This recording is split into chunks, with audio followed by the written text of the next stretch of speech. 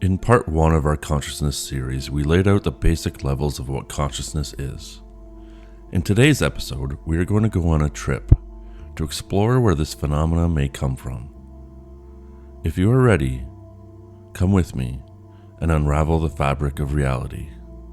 Keep watching and walk through the door. It's time for you to meet the Machine Elves.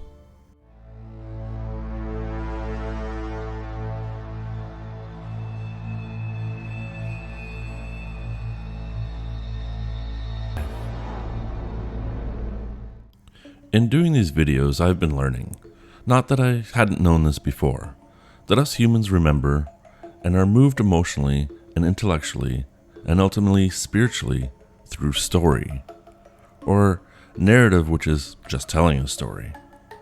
We tend to lose focus and interest when things are just told to us, laying out facts and an itemized explanation. People generally don't gravitate to it or feel a desire to share it or pass it on or engage with it. And thus the idea of a meme or an idea/story takes life. The author or teller of the story does not give it life, he creates the body and all the fundamental groundwork for it, to have life given to it. But it is this engagement of the audience of the story that gives it true life. And that life is really an immortal one, or one we could accurately say, a life that is non-local, i.e. it lives on in so many others it cannot be reduced to just the author or one particular person. This of course seems very godlike. It's just like God. God could be reduced to just an idea that has been given life. Here's where I will seem very heretical to the very orthodox, or literally as I call them.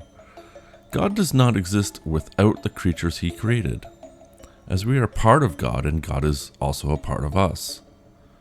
Without us, there is nothing. The caveat here being that we don't know of any other physically conscious entities.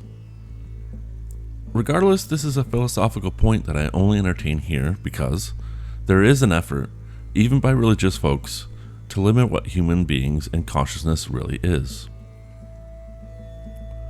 So, where do ideas come from? Where do stories come from? Us artists and writers can't pinpoint where these ideas and inspirations come from. They appear to come from somewhere else.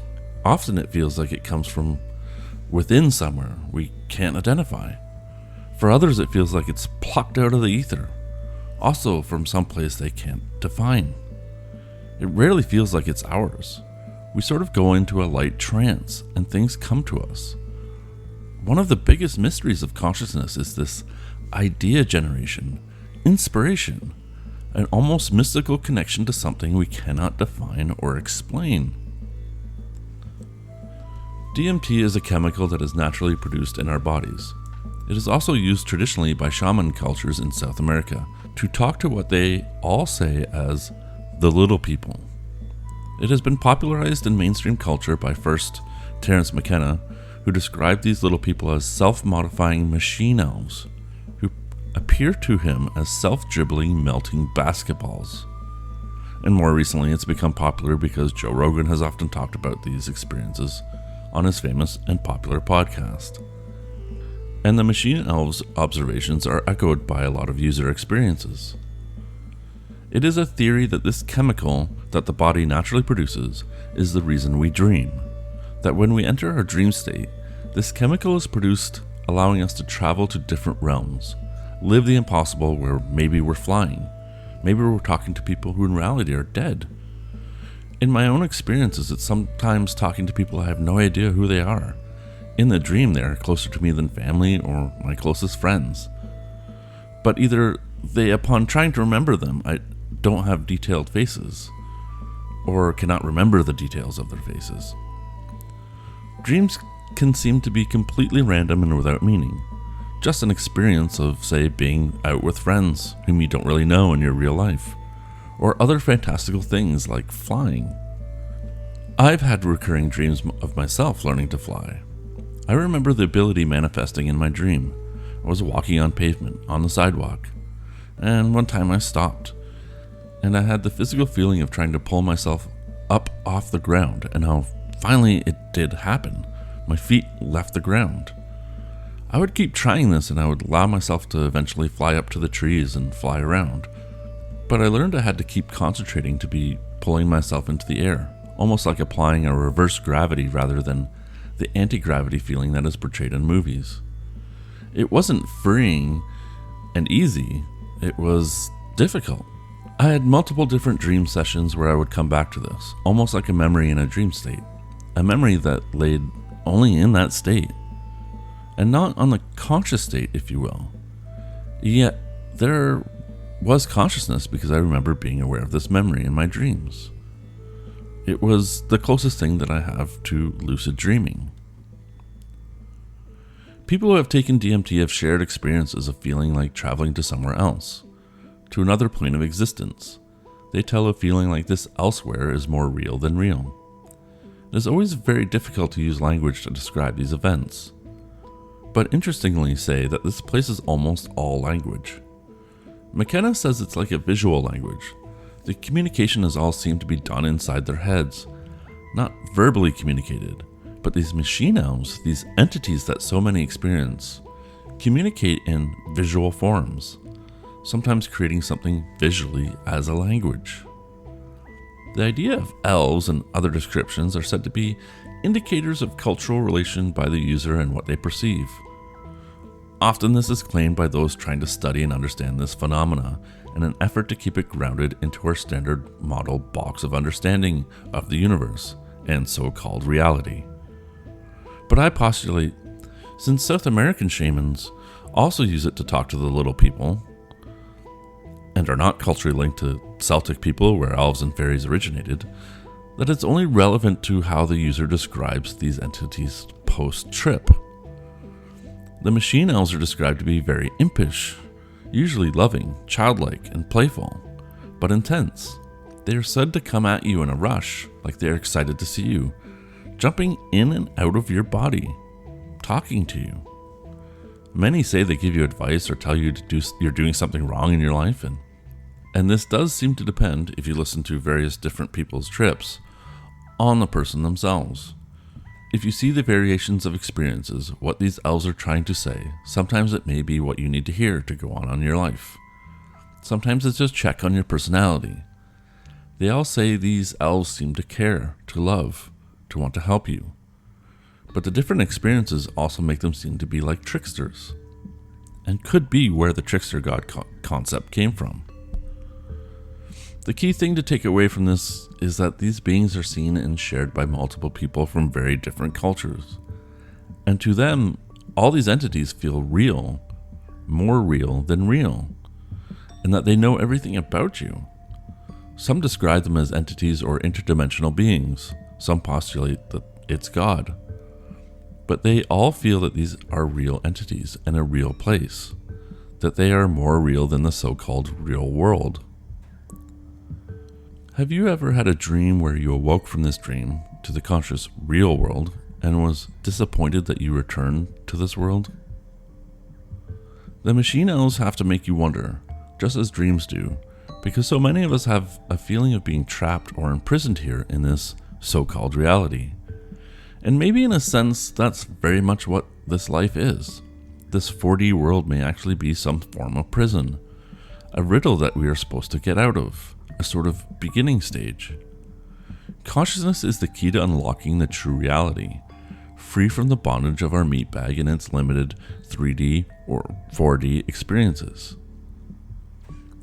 Recent discoveries about DMT say that it's naturally occurring very high in our brains. There's a theory out of this that DMT is regulating our brains and consciousness to this so-called reality all the time.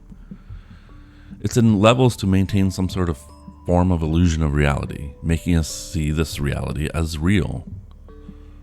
It's almost like a controlled dosage that would keep us grounded in this state. Again, much like a prison and almost like a regulated dosage of mind control. The scientific standard model is also a prison, and I've talked about this multiple times. It is something that has limits and needs to be broken through as well. But they both seem to want to limit what we are, keep us in a box, while machine elves and UFOs keep popping into our existence almost as breadcrumbs on how to escape the Matrix. Eric Weinstein suggests in his geometric unified theory that there are 11 dimensions of time and space, 7 time dimensions and 4 spatial dimensions, or some variation of that. And when thinking about this, if true, reality is much, much different than how we perceive it. If time and space can go in various directions all simultaneously, then in a very real sense, how we perceive and interact with this reality is a prison. We are surrounded by things traveling any which way, exiting in various spatial dimensions we cannot perceive but are there, while we force ourselves into a smaller and more confined box. DMT may be our imprisonment, but it may also offer us a clue, due to these machine elves trying to tell us to break on through to the other side, or more accurately, to all the other sides. Consciousness is the key to be able to break our prison, our cage of sensation, analytical, physical perception of the world, to alter our minds enough to be able to see these other dimensions around us, to be able to experience the realer than real world, to be able to travel to distant planets and places without needing to break the standard model, as the standard model is only for one 4-dimensional box of space. In the stoned ape theory, the idea is that our consciousness began to expand because our ancestors found plants that were psychedelic, and these machine elves started to engage our ancestors enough that they'd come back to the rest of the tribes and start create language, etc., which eventually expanded the consciousness of all the other people. It's an interesting idea, though again I'm not sold on consciousness being physically related to the brain or traits that are passed down. I view it as something to unlock. Humans can lose its consciousness just as much as we can expand it. Language is once a tool to unlock a new dimension to us, and thus it seems like our consciousness was expanded, and in a way it was, but this was a dimension, and language, I believe, is a dimension in our universe.